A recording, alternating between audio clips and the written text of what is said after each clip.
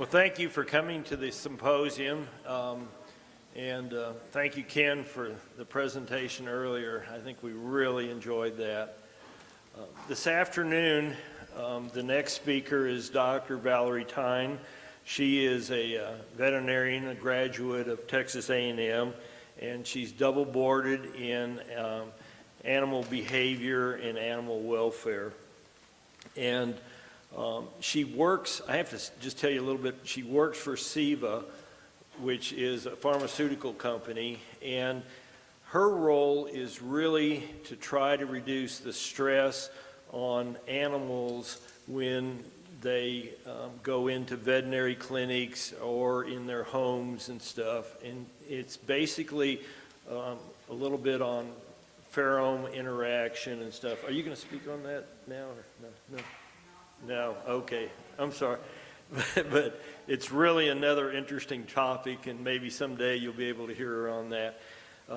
This afternoon, she's going to talk on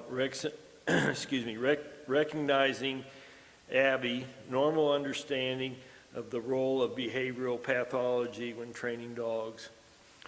And Dr. Tynes.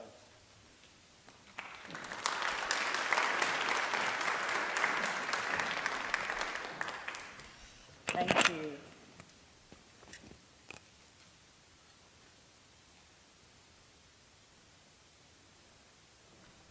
A little sorry that I couldn't combine a little bit more pheromone information in this presentation too, because it's sort of fun.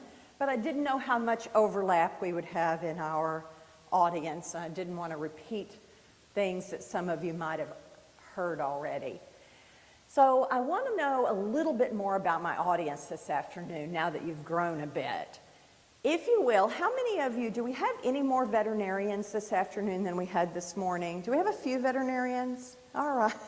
Okay, I know you got that's good. Any other veterinarians back? Okay, so trainers? Some trainers? Okay, and a lot of students? Do we have students? Excellent. All right, very good. Well, I just want to know how many tomatoes I'm going to have thrown at me by the time I'm through here. I should probably begin by saying that the opinions of this presentation are entirely my own and do not represent the opinions of Texas Lutheran University, or they're just mine. And I welcome, though, discussion and debate at the end of the presentation, unless you have particular questions or, have a question about something I'm saying. Let's hold questions till the end, because there's going to be a little bit of a flow here. I want to try to explain myself in a step-by-step fashion as I go along. With a little bit of overview here, the Abby normal was a bit of a play on words. Hopefully I have not completely dated myself with the Young Frankenstein reference. But as much as there's a part of me that dislikes it, we kind of have to talk about normal and abnormal when we talk about health, whether it's physical health or mental health, okay? And that's where we're going today. And, why does that matter? Well, because whether an animal is considered normal or abnormal, again, behaviorally, emotionally, or physically, it depends on how we're going to treat it, right? What are the interventions going to be for that animal? And who treats it, all right?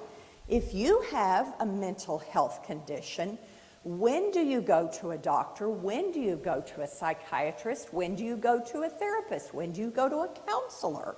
It kind of matters. And what will those interventions be? And what's the prognosis? Okay, there's a difference. Okay? So those are the things we're going to talk about.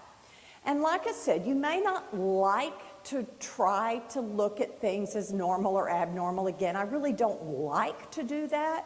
But whether we like it or not, if we looked and measured the heights or weights of every single person in this room and graphed them, there's a very good chance that they would fall out on a bell curve. That's kind of the way nature works for many, many things, right? You have average, and then you have outliers.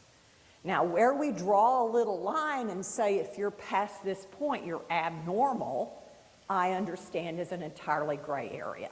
And I hate to be the person to draw that line. I don't like to do that. But it does matter sometimes. When?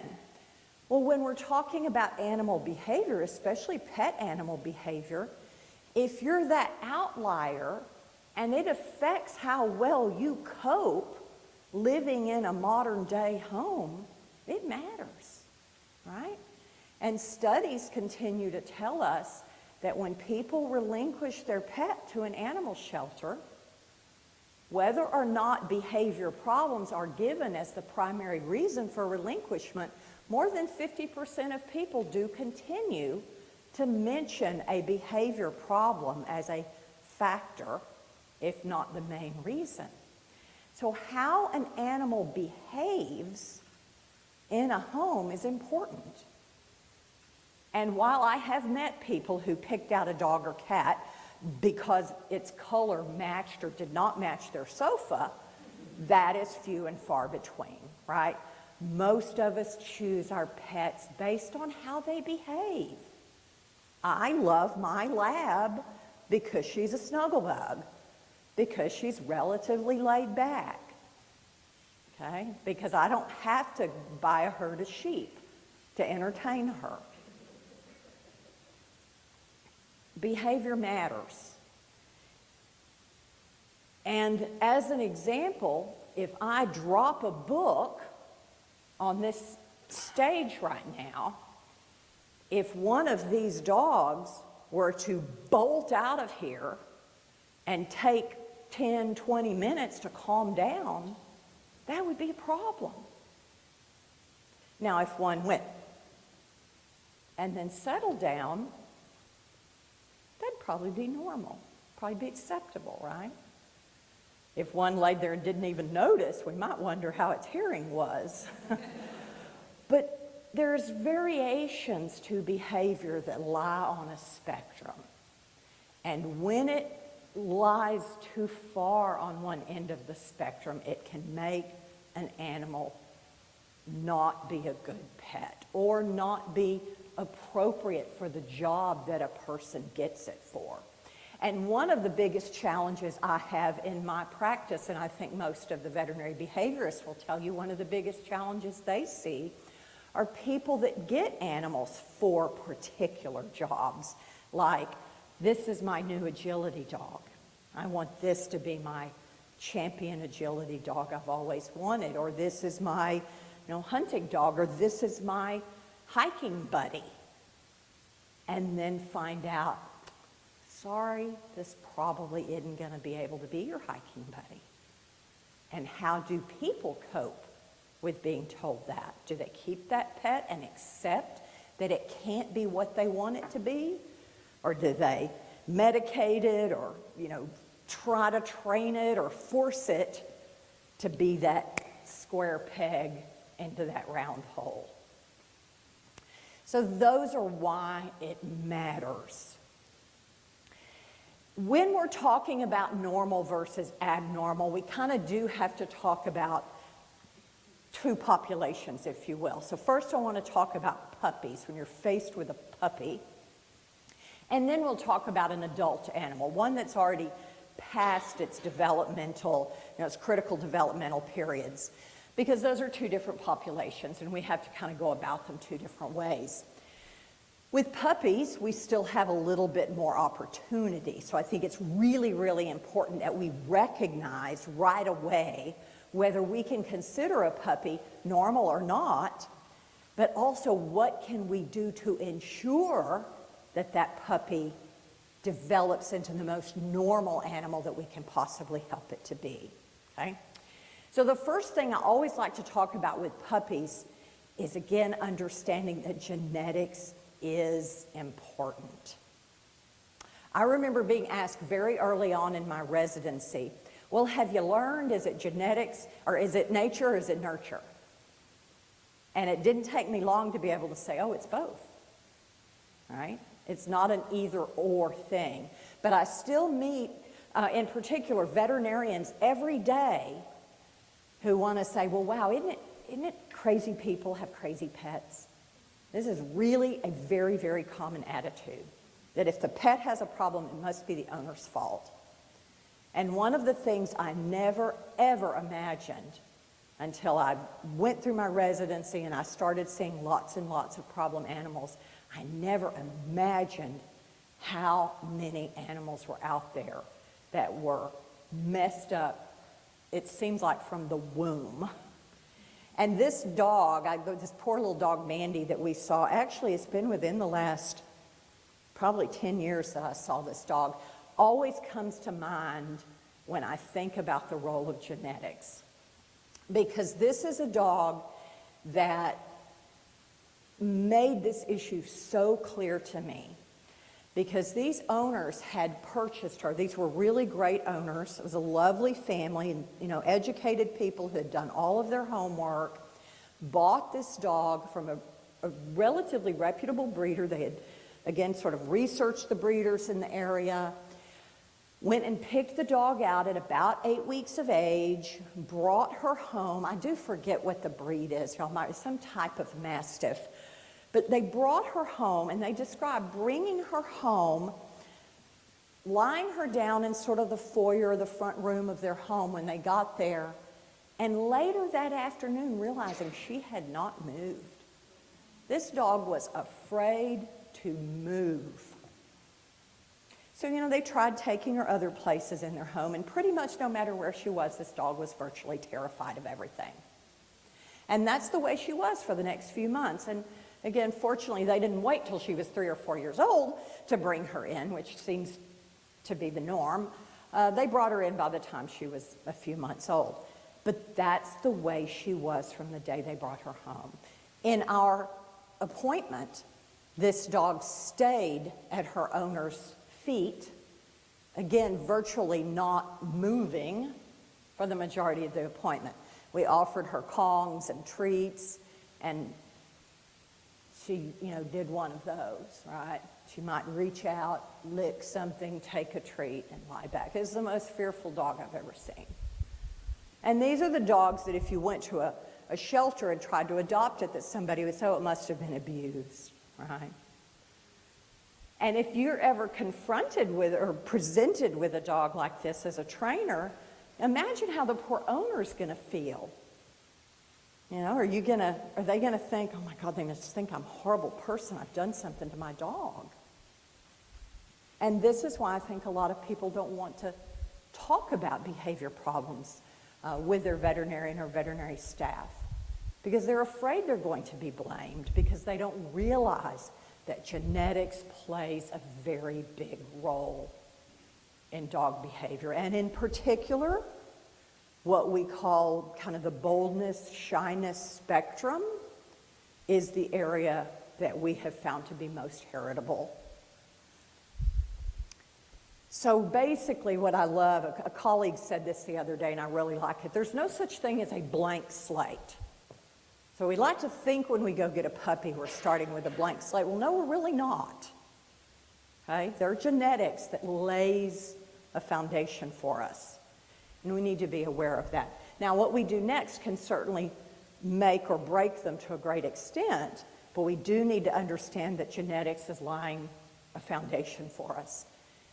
And we start there. But the next thing we need to understand is that there is socialization. How many of you here know what the critical developmental period for a dog is, the socialization period? Hopefully a lot of you. Yes? Right. Beginning at 3 to 4 weeks, did I hear? Yeah. And again, I always like to tell people, these are not doors that slam shut or open abruptly. These are windows. So I like to think of it as a window of opportunity. So anywhere from 3 to 4 weeks up until about 3 to 4 months are what we consider the critical period of development in which dogs become socialized, okay? What is socialization? It's that period of time, basically, when a dog learns to be a dog. Really important in our world, right? Because dogs need to learn to be dogs in our society today. And a lot of people I meet say, God, why is it that we seem to have so much trouble with dogs today? Well, we ask a lot of dogs today. The dog 100 years ago probably didn't meet 20 people in its entire life. It lived on a farm, right? It didn't have a mailman driving up to the front of the house every day, the UPS guy every month. They didn't have people knocking on the door every day. They weren't asked to go in the car on vacation or on the walks or to the coffee house, right? My friend who's a veterinary behaviorist in Manhattan told me one day, she said, some days I feel like my job is to teach people that their dog doesn't have to go to Macy's with them every day. Okay? I went and visited her in New York. It was my first trip ever to New York, and she lived very near her clinic, and I walked the street with her. I thought, oh my God, I don't like this. I can't imagine what it must feel like for a dog. The noise was amazing. So we expect a lot of dogs, and most people don't think about that. So socialization means that we need to expose dogs to a variety of things that we want them to be able to cope with in their adult life during this critical period in a positive and reinforcing way. Okay? So socialization is more than just exposure. Okay? So a lot of you are students. I ask this of my veterinary audiences a lot of time, and I say, for example, how did you learn pharmacology, whatever, learn math? You didn't just carry the book around, sleep with it under your pillow, sit on it at lunch, right? No, you had to read it. You had to open it up. You had to study it. So socialization is not just about being exposed to things. It's about making it positive, reinforcing, rewarding experiences. And again, the public does not always understand this. I'll never forget the very first puppy class I ever taught. The very first night, the lady dragging the puppy out from under the chair that kept trying to go under the chair and saying, here, he has to be socialized. I was like, no, stop. Okay? That's not socialization. So that's really important that we help people understand. Socialization is only going to work if we make all of those experiences positive and rewarding. But I do believe, and I think most of the veterinary behaviorists would tell you, next to poor genetics and a poor experience at birth, because we also know that there are things that happen in utero, such as poor nutrition and stress from the mother and that sort of thing that can affect the offspring. Poor socialization during this developmental period is a really contributing factor to a lot of the behavior problems we see in practice. So it's very, very important. But again, it has to be done right. So one of the most important things we can do is emphasize to people what proper socialization needs to be and quit letting people think that puppies never need to go anywhere until they've had all of their vaccinations. Okay, so we need to contribute to this knowledge that proper socialization means putting puppies together of the same age and the same vaccination status. So in other words, I didn't take my puppy to dog park where she might potentially interact with dogs of unvaccinated status, right? But having puppies together in a puppy class where we know what the vaccination status was of every puppy. We made sure that every puppy had at least one vaccine at least a week before they were there, that none of the puppies had runny noses or were sneezing, and that if anybody had an accident, it could be cleaned up because this floor was covered in plastic. that's a safe environment. And there are studies that show that there's not a lot of documented evidence or there's no documented evidence as yet that puppy classes, when run this way, have ever contributed to an outbreak of any disease. What we do have good documentation of is that behavior problems associated with poor socialization kill far more dogs than disease does. Okay. The other thing I like to emphasize again is when I learned very early on when I asked people if their dog had ever been to a puppy class, most of them said yes, until I learned to ask them if their puppy went to a puppy class before it was 4 months of age. So what is a puppy class to some people and what is a puppy class to others is very different. This is a puppy class where puppies, again, they're there during their critical socialization period and they're getting to play and meet. A puppy class is not where you take 6-month-old dogs and teach them to sit, stay, and heel. Yes, all that is important, but that's later. This is what's important at this age. Notice the items in the environment. There's an open umbrella, there's toys of different textures, and again, the puppies are given a certain amount of time to just run and play and investigate. Again, in reference to, we don't drag the puppy out and expose it to things that it's afraid of. This puppy was actually, I have other video of this puppy just shaking. So I don't recall if somebody put it up there. I'm sure it didn't jump up there on its own, so I kind of won't debate the wisdom of putting it up there, but not making it stay there was good. Somebody probably put it up there, they offered it treats, they gave it the opportunity to investigate, but when it got ready to jump off, it was allowed to jump off, right? So we offer them opportunities to explore different things and to make it positive. Because scary experiences during this critical period can cause lasting and permanent damage. And this is why the whole fear-free initiative is so important that Dr. Campaign alluded to. Have all of y'all heard of the fear-free initiative?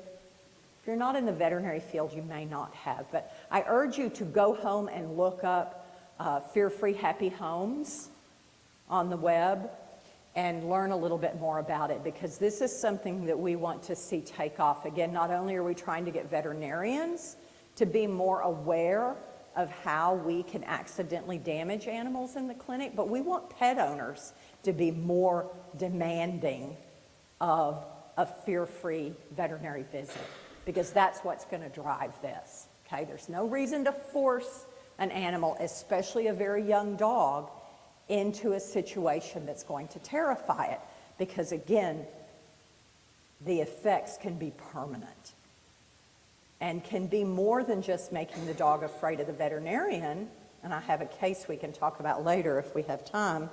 It can lead to making the dog afraid of all strangers for the rest of its life, okay? So when it comes to puppies, like I mentioned, the lady trying to, drag the puppy out from under the chair that is already terrified. One of my colleagues in Canada, Dr. Martin Godbout, did some really interesting research several years ago that he's had plenty of time to follow up on. And he was kind of the first person to start documenting that when these puppies are presented to us and they don't seem quite right, again, let's say an 8-week-old puppy where you drop something, make a loud noise, and it's out of here, and it doesn't respond pretty quickly, it doesn't recover within a few minutes, it takes a long time to recover. Or you have an 8 or 10-week-old puppy that's trying to bite you just because you're trying to hold it, restrain it for a veterinary exam. That is not normal, okay? So that's something we need to be aware of. That is not normal. A dog of that age should not be that reactive, should not feel the need to use aggression to that level, okay? It's just not normal. He used the term special edition. Another one of my colleagues just flat out calls these puppies lemon dogs. Does a presentation and asks, do you have a lemon puppy? But the fact is, sometimes it's not even just aggression. These dogs don't turn off. And I forget exactly how old this dog is, but I thought his behavior was a little bit of a good example of what I'm talking about. He is so anxious, he can't stop, okay? He is just a ball of nerves. Now, it's true, he's at the veterinary clinic, and that's part of this. But what they found in Martin's study was that these dogs were like this all the time. He could ask the owners, you know, is he like this at home? And they would say, yes. You know, he's exhausting me. And what he did was he published this work, and he followed these puppies up 6 months and a year later. And what he showed was that these dogs did not get better. And that's the big message we've been trying to share for the last several years, is we need to be aware that when you see puppies under 6 months, even 8 months a year at this level, again, this far to one end of the spectrum, that are virtually having trouble learning because they are so reactive, so impulsive, or so aggressive, they don't get better. This is not a phase. They're not going to grow out of this. They stay this same way and usually get worse. So we need to attend to them immediately. Now, what you do about them may vary depending on the behavior they're showing, but again, the point we need to be sure people understand is you don't just ignore them. You don't just, as one owner I knew said, I thought if I just loved him enough, okay? Sorry, that's not gonna cut it, okay? And where we used to be very nervous, I admit, 20 years ago when I did my residency, I would have really cringed at medicating a 6-month-old puppy or a 4-month-old puppy. Now, again, we've learned a lot. We know a lot more. There is no more plastic brain on the planet than that 4-month-old puppy brain, right? It is an ideal time to be medicating that puppy and helping mold that brain to be what we need it to be, because that puppy's not right. It needs help. So one of the big messages with veterinarians, again, we're trying to get them to understand, is to not be afraid to medicate that puppy that's not really quite right. But again, what we're trying as much as anything to understand is that you can't make a dog better than its genetics have set it up to be. Okay, there's a limit. Socialization and training is important, but bad socialization and training can certainly limit a puppy that had good genetics. So we come back to the fact that it is nature and nurture, right? It has to be both. And so those special editions, why do we have them? We really don't know. But again, as we continue to learn about, more about the genetics of, personality and epigenetics and the role that things like nutrition and cortisol or stress on the mother play, we're starting to learn why some of these dogs don't come out quite right.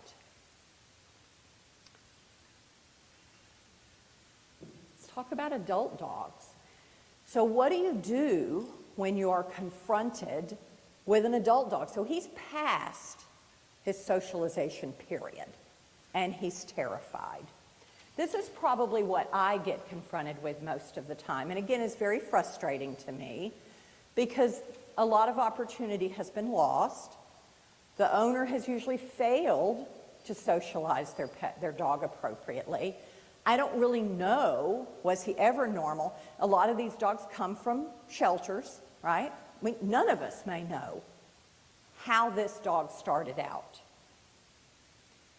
But the fact is, now we have a dog that's incredibly fearful. And I'll just show you one example. Again, because this little guy has a history of lots of different issues, lots of different contexts in which he's aggressive. But also lots of different issues lots of contexts where he's just like this, very fearful, very nervous. And of course, typical owners, we've never abused this dog, of course not. I'm not saying you did. We don't know what caused him to be this way. But I always have people bring dogs to me and say, we've been trying to socialize him. We take him to the dog park every day. And I fall all over myself saying, please stop, okay? Because you don't socialize an animal that's past his socialization period, okay? This animal is already afraid. That's not what you're doing when an animal's already afraid. When they're afraid, now we have a different task ahead of us. We need to desensitize, or we need to counter condition. We're doing something else. I'm not saying you can't help them, but I'm saying we need to have a firm understanding of the learning tool or the intervention that needs to be applied here. It's not socialization, and you don't just fix these dogs by willy-nilly forcing them into situations where they are terrified. That's actually how you make them worse, and that's usually why. If these people knew that, then they wouldn't have to bring them to me, right? They would have had them fixed. And this is an example of the types of things people do. So this little dog is terrified of their son, and this is how they try to fix it, right? Every day he comes in and he terrorizes the dog. Again, people, I don't mean to criticize people. They don't know better, right? But they think this is the way you fix it. You follow the dog through the house, you pick him up, you get in his face, and in this case, they're very lucky he doesn't get bitten, right? I know you're cringing, right? You know this is like how to get bitten by a dog. Follow him through the house, pick him up, put him in your face, right? Yeah. And you can see the dog is terrified, right? But he's a good little dog. All he's doing is showing all the signs of fear and not taking it to the next level and biting the guy. May he do that next week? May he do that tomorrow? May he do that next month? Or never? We don't know. But that's when we get into the discussion, well, is it fair to the dog to do that? What we haven't talked about, because Ken did such a fantastic job really of talking about it, and I don't mean to make lighter of it, when we talked about whether or not normal versus abnormal makes the dog an appropriate pet, what about his quality of life? And we're going to talk about that in a minute too. So in the previous video, you saw a dog that people are trying to help and in fact are hurting. But here's an example of how you can do something with a fearful dog. And you tell me, is this going to help this dog be better or worse about getting his blood drawn next time?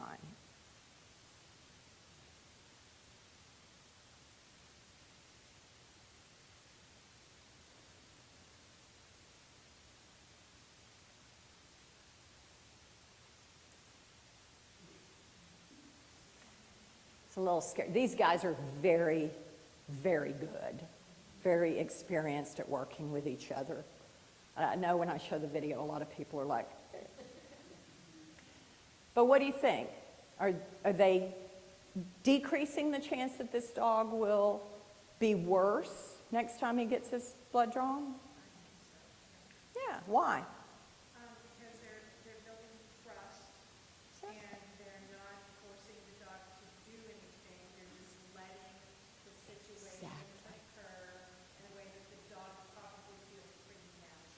Exactly. So as opposed to the previous video, they aren't forcing the dog to experience his fear.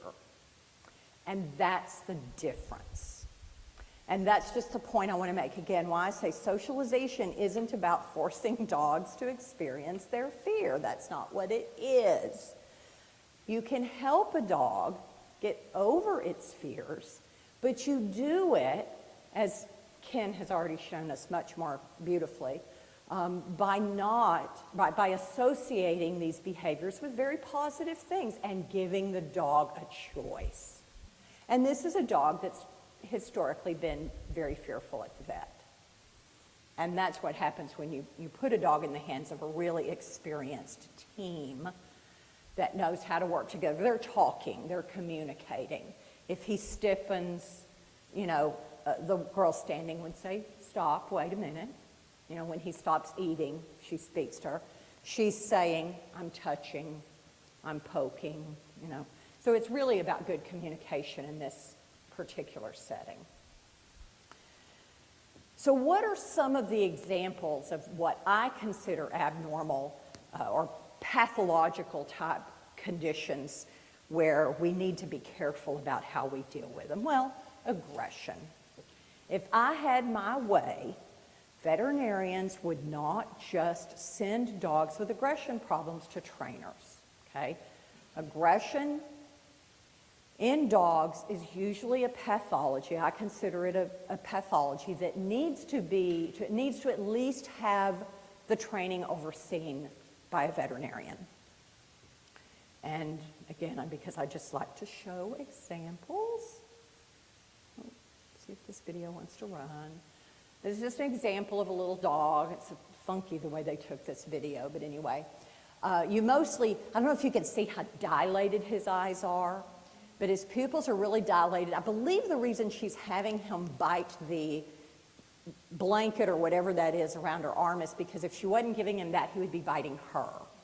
So I don't think this is about resource guarding per se. I think this is because he wants to bite her, but this is somebody doing what we tell them never ever do, and that is getting video of their dog's behavior problem for us. And we usually say, please don't do that. We don't have to see that, but they always do anyway.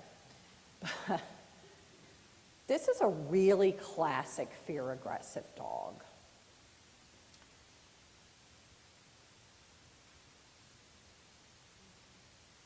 But again, the problem we have, and that, again, I'm trying to kind of lead up to this issue, is that people focus on the behavior. They come to us and they say, I want to fix this behavior. And my argument is we need to quit looking at the behavior in and of itself. Separation anxiety is a fantastic example, okay? This dog, I got to meet this dog just a few months ago. I don't know if you can see this very well, but his canines have been replaced with metal caps, essentially, because he broke them off because he has separation anxiety. And that's not even the worst case I've ever seen. I've known dogs to go through second-story windows. I've known dogs who broke through plate glass sliding doors because of panic, either due to separation or noise phobias. Not only is this not normal, it is profoundly distressing both for the dog and for me. Oh, other video didn't want to. So this is just an example. Again, this is a dog suffering from a separation type distress. In this case, he's in a cage. But what happens is owners are distressed when they come home and see the damage to their home. And they come in and they say, this is horrible. My dog is tearing up my home, fix it. And again, veterinarians have a very bad habit of saying, well, here, go see this trainer and they will fix your problem. And that is not the problem. The problem is not the behavior. The problem is the way the dog feels.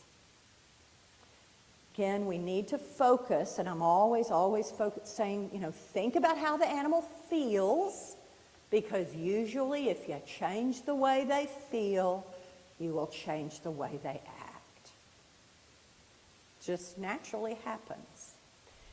Separation anxiety is a medical condition. To be more specific, you could say it's an emotional disorder, a mental health condition.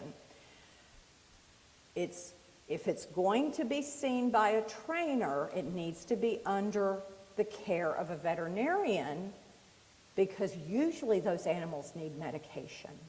It is an example of a situation that's very, very hard to treat unless the owner can never leave the dog at home for the period of their treatment. And I know very, very few people that can say, oh, okay, I'll quit my job and stay home with my dog 24/7 for the 6 or 8 months that it's going to take to solve its behavior problem,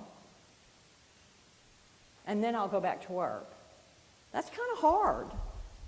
And it's very, very hard to treat separation anxiety without stopping the animal from experiencing its anxiety while you treat the problem, right? It kind of comes back to this whole problem of not, forcing it to experience their fear. If you have to leave them alone every day to go to work, they're experiencing their anxiety or their panic, and then you come home and you practice graduated departures or whatever type of behavior modification you're going to practice, it's like taking a step forward and 2 steps back every day. You're not going to get to your desired place very quickly. Another example of the pathological type behaviors that we see in animals are repetitive behaviors. A very classic one would be tail chasing, and I give this one more as a warning, because personally, in my experience, I have identified very few tail chasing animals that aren't suffering from a physical pathology. I did see a cat once that appeared to be more attention-seeking behavior. So we did solve that problem with some behavior modification, redirection, withdrawing attention, that sort of thing. But this particular dog, like many, many German Shepherds, I suspect had a vertebral pathology, probably. And now that we can do things like MRIs and CT scans on some of these dogs, we are identifying more of those things. And I have colleagues who found many German Shepherds that are chasing their tails that actually have identifiable pathologies in their caudal vertebra. So we need to be very, very careful about these things. I have a colleague in Canada. I don't know if any of you are very familiar with some of the pathologies, some of the repetitive behaviors we see in zoo animals, but bears, for example, are notorious for pacing. I like to call bears sort of our poster children for stereotypies. They pace.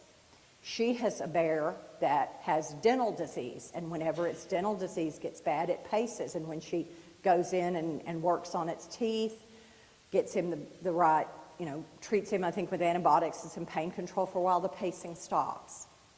So now she thinks that maybe some of these animals may be experiencing pain-related disorders. So again, we need to be very, very careful about treating behavior problems and then discovering, oh, we've been treating this as a behavior problem, and all along it was associated with pain or discomfort. Another common repetitive behavior is light chasing. Again, in my opinion, well, I think in a lot of people's opinion, I don't think this is just my opinion, this is a behavioral pathology. This does not just need training. In fact, in this particular dog, I know this is an anxiety disorder. This dog does this when she's anxious and stressed. Now, yes, she's a border collie. Does she need more appropriate exercise than she's getting? Absolutely. But exercise is not always the whole answer. This dog has a problem, and medication helped her learn to cope with her stress better. I mentioned pain and want to mention it one more time, because probably I believe that pain in both dogs and cats is the most overlooked cause of behavior change I see. And it's very, very distressing to see animals with behavior problems that have been treated as if they were pain, or I'm sorry, been treated purely as behavior problems, trying to do behavior modification, only to go in and find that all they needed was pain control, especially when sometimes the behavior work has been going on for a year. I hope the lighting allows you to see that. This owner is telling this dog, sit, sit, sit. And I hope you can see how incredibly stiff and awkward this is an old German Shepherd. He's very uncomfortable. And he eventually sits. But you can imagine it is not a very pleasant experience for him, which is going to lead me to the next point I want to make. And I realize now I'm kind of, I think, running a little behind. And I'll move on. But I wanted to show you this one too, because this is an important repetitive behavior that we have only recently learned is very likely linked to underlying GI disease.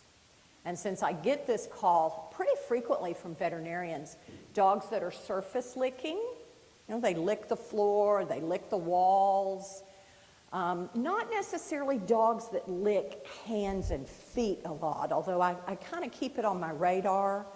But I mentioned I have like an 8-month-old puppy, right? She's a big licker. I don't necessarily think about it so much with hands and feet, but dogs that lick surfaces, we found a lot of evidence for GI disease in a big population of these dogs. So we need to be aware of that. This is not just a behavior problem. There is often a medical condition with these dogs.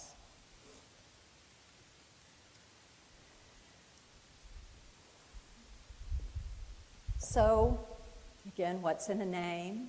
Well, a rose by any other word is still a rose. Just to mention, again, anybody can call themselves a trainer. Anybody can call themselves a behaviorist. What's the difference? I don't know. The point is, I like the way Ken said it, training is teaching. A behaviorist, if you said that a trainer trains, a behaviorist modifies behavior, well, training is behavior modification. I used to say a trainer teaches an animal to do something, and a behaviorist teaches an animal to feel differently. But I think a lot of good trainers, again, recognize what I was saying just now, and that is that it's not just about the behavior. It's about how the animal feels. So I don't care what you call it, but what is important is understanding that we need to not focus on the behavior. We need to focus on helping the animal feel differently. And sometimes in these pathologies, if you will, it may take a combination of medication. So again, if this is what the owner comes home to, I'm going to give him some medication for that dog. Because if they have to go to work, I don't want that dog suffering, because I'm sorry, that's suffering. I also have lots of pictures of bloody walls. I don't show those too often. But think about it. I mean, only somebody that's kidnapped and locked up in a box rips their fingernails out in an attempt to escape. Okay? That's suffering. We should stop suffering. But yes, that dog also needs to learn how to be alone and be okay about being alone. And that's where we need good positive reinforcement trainers to help those dogs. I think treating separation anxiety with behavior modification is probably the hardest thing we do. I've seen a lot of dogs where people are trying to do that you can make them worse. So this is why in this particular case, I feel like getting them under control with medication. My video just doesn't want to work there, I'm sorry. This is just my pacing, anxious dog. Getting them under control with medication has to be the first step. And again, we kind of go back to the fact that it is very hard to learn if you're anxious. And I don't know how many of you have ever had to go to school on a day when maybe, a parent or a sibling or somebody was sick at home or a spouse. It's very hard to learn if you're worried or anxious, okay? So we have to help our patient be comfortable to learn, and sometimes medication is the best way to do that. So this is where we all need to partner. But I like to kind of set this, again, kind of get you thinking about it. This is one of my examples. I always say that, we can certainly teach an animal to do just about anything. I mean, you could teach me to tightrope across a river full of snarling crocodiles, okay? And you could probably do it using punishment and no reinforcement. If you threatened me with my life, right, I could do it. I wouldn't enjoy it, and I'd probably be highly stressed. And you might make me do it a certain number of days until one day I went nutso on your, and maybe tried to beat you up. And this is what we do to animals when we ignore how they feel. And again, this is what Ken was talking about when he was talking about building trust and building relationships. It's a lot easier to provide positive reinforcement and not just try to force animals to do things that are uncomfortable. Because this is what I see people doing with dogs that are fear aggressive. Okay, so he's aggressive to people or dogs on a walk, so they teach him to walk down the street and sit there while people walk by. Well, yeah, we can do that, but a lot of times I'm like, why? Okay, if he's aggressive to people because he's scared of them, which most dogs are, that are aggressive to strangers or aggressive to other dogs, don't take him outside. If you have to take him for walks, then change the way he feels. And you don't do that just by forcing him to sit there. You do it with positive reinforcement, right? So you change those alligators to marshmallows or something. So it's all about, like I said, we can teach them to do anything, but it would be better to change the association with the things they fear and make it positive. Really quickly, again, I like to talk a little bit about the alphabet soup we're faced with. This is the biggest challenge, and normally, it's something I'm trying to get veterinarians to think about, and I tell everybody if it's of interest to you, in the Journal of the AVMA last fall, we published an article that reviewed all of these different credentials and kind of what they meant and what the training was behind them. Again, trying to make it easier for veterinarians to understand. So if any of you are wanting to work with veterinarians and help them, you might be interested in reading it. But the main thing I want veterinarians to understand is that you have all these different credentials out there, and they really, a lot of the trainer credentials in and of themselves don't necessarily mean anything. The CABs are people that have to have either a PhD or a master's. I like that. Just because a person has CPDT, knowledge assessed credentials, or even KPA, that still can mean they can have varying levels of skill and varying background levels. I like the policies that IAABC are setting. They seem to be very demanding. They seem to be trying to hold their members to some very high standards.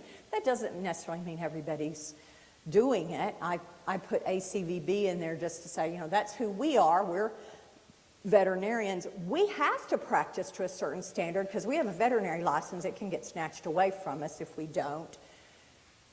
The thing about trainers is there's no big overall licensing body for trainers. And so that's why I said anybody can call themselves a trainer. Anybody can call themselves a behaviorist, except a veterinarian. A veterinarian can't call themselves a specialist unless they have a credential by one of the veterinary specialist bodies. The most important thing I like to teach my veterinarians about recommending a trainer or a behaviorist is knowing what that person's educational background is. You know, I think you need some education in learning, in the science of learning, in a little bit of ethology and that sort of thing. And then I'd like to know that you get some continuing education, you know, like being here today. I have to get continuing education credits. I think the trainer I refer to should as well.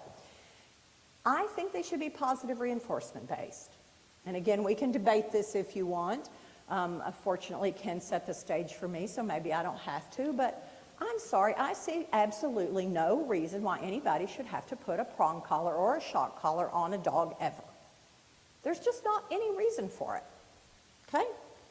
And we'll talk about that a little bit more. I think a trainer or a behaviorist, if I were going to recommend them, I would like to not see them offer a guarantee. It disturbs me greatly when I have people call me and say, well, so-and-so says they guarantee their work. And I'm like, well, I'm sorry, I'm a medical professional, and it is unethical for me to offer a guarantee. Okay? Car salesmen offer guarantees, not people who work with living creatures. So whatever.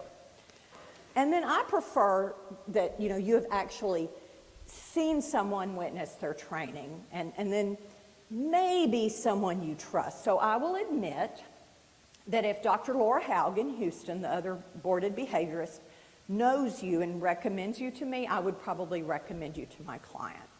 If Dr. Amanda Florsheim, one of the behavior veterinarians in Dallas-Fort Worth, knows you and recommends you, I would probably recommend you. Or Dr. Ken Martin, you know, people that I hold in high esteem, I would recommend. Otherwise, I tell veterinarians, you better go and watch that trainer before you recommend them.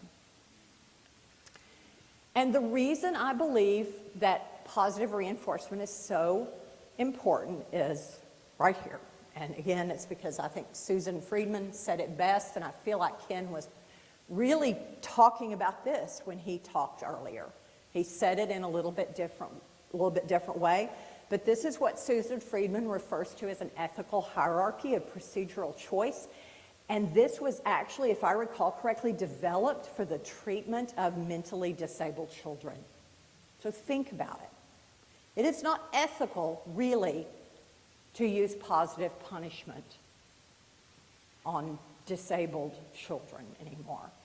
And any of you that saw the little autistic boy being drugged through the hallway of his school on the news recently, you know, that I'm pretty sure that teacher lost her job, as she should have, because that's not appropriate. But this is what I've been talking about, is remind, we have to address medical, nutritional, physical health first, because you can't teach an animal that is unhealthy or unwell. And again, remember that mental health is important too.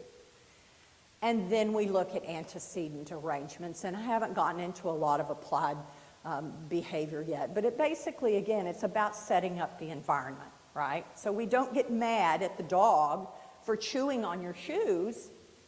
You were supposed to put your shoes away, okay? That's an antecedent arrangement, especially if the dog is under a year of age, okay?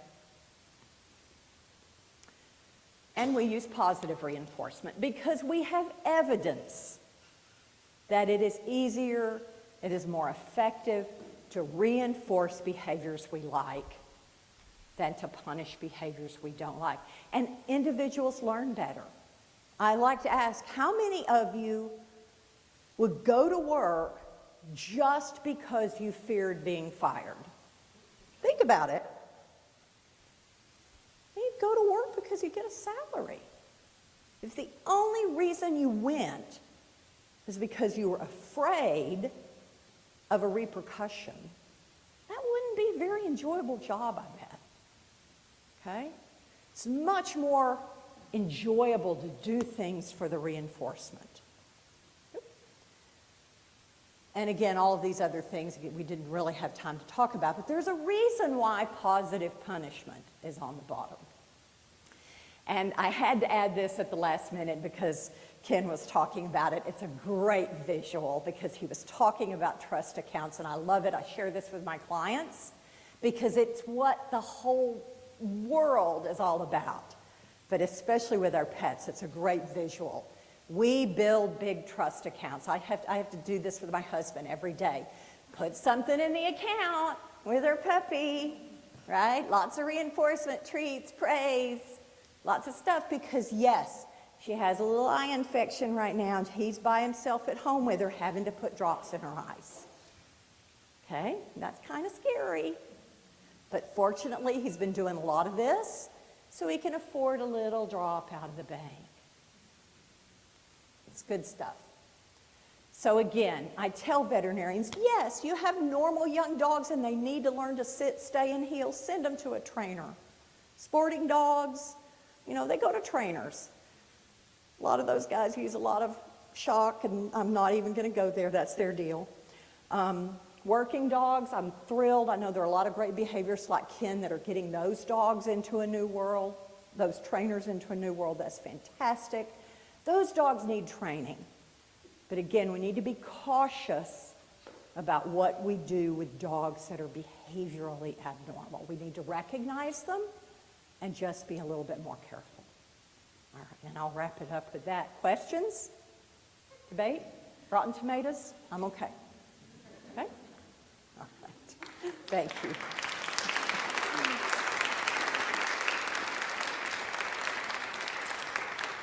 Because I like to say I don't think there are that many bad dogs. There's some abnormal ones, but not really bad dogs.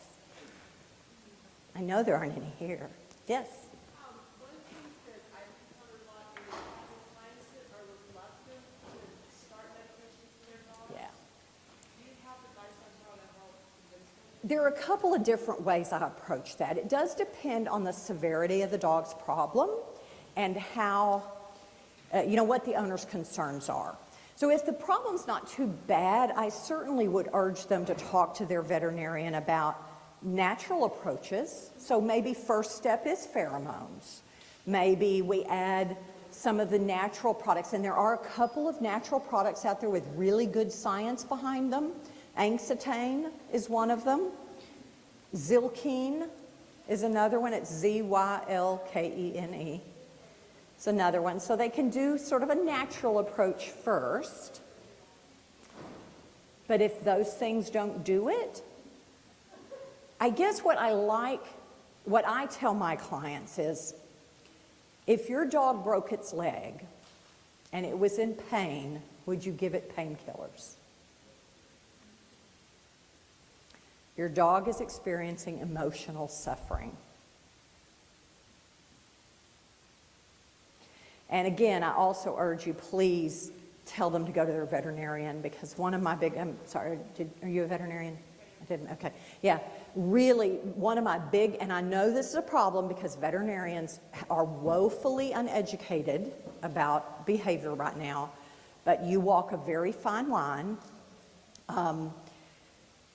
If you feel the dog is abnormal, call the veterinarian and tell them the dog is abnormal, it needs help.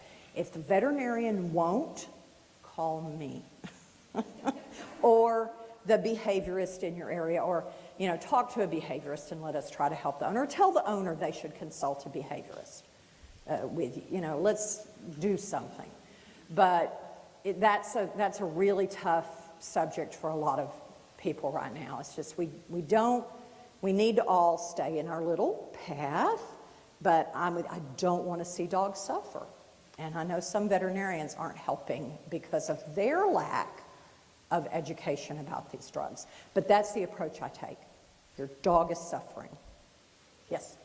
Do you have definitions of, if you get a dog in, it's a 1-year-old, 3-year-old as a trainer, you are going to try and work with that person first before you Right. decide to send them to Right. another You want to evaluate the dog. Yeah, and so do you have any sort of markers that say this is beyond training? I know what I would look for, but is there a general sort of thing to look for, say this needs medical attention? Well, like I said, it does depend on what it's being presented for. But I think one of the sort of red flags. I should have mentioned more clearly earlier. I was kind of starting to hurry. If you are presented with an animal over about 2 or 3, that this is a new problem. Let's say they're presenting with a new problem. Think medical and be sure that animal gets a good medical workup. Now again, your problem is a lot of veterinarians will look at a dog, maybe do some blood work and say, oh, there's nothing wrong. But it is not normal for, and here's a good example. Actually, I had somebody ask me at the conference this weekend. They had a cat that was 12 years old that had suddenly started licking its hair out. I'm like, I'm sorry, there is no way that I'm going to focus on that being a behavior problem. That I worry about pain because we know cats will lick their hair out because of discomfort, and it was licking on its belly. And blood work and a radiograph isn't going to cut it for me. I'd want to ultrasound the cat. And that's when it gets tough because even a lot of veterinarians are going to be hesitant to recommend the workup. But we have to look at it from a developmental point of view. And we know that most behavioral problems begin during the age of sexual or social maturity. They don't usually just spontaneously develop after maturity. So that's part of it. But again, I just like to be super, super cautious about anything anxiety related. I mean, if that animal is anxious, it should be seen by a veterinarian for its anxiety. It should get help for its anxiety because I think it's really hard to train away anxiety. If it's aggressive, I think it needs to be seen by a veterinarian because, again, there are so many underlying medical conditions that can contribute to aggression. Otherwise, it probably just does take a lot of practice. I don't know if that was very helpful. No, it is. Okay. You know, you get the Yeah. people that you just I know it's not tough. doing the work. Yeah. So it's like, Yeah, and I know a lot of times with some anxious dogs, if it's a mild anxiety, I think what happens a lot of times is you can do the work and reach sort of a plateau. And it's like, this is as far as you can go. And I have that actually with a case right now. I know she's working with a really good trainer and that she's really committed. And they were doing okay and all, so they like stall out. And she's been hesitant to use medication. And I'm always like, I never force people to do anything unless I'm really convinced the dog is suffering. And this is a dog that's just aggressive to dogs on walks. Actually, it's just reactive. It's not even aggressive. So I'm like, well, okay, let's see what you can accomplish without medication. But at some point, yeah, they kind of plateaued. And I'm like, I really think we need to do something to drop this dog's reactivity. Yeah, so it can be a judgment call. It's not all nice and black and white. I wish it was.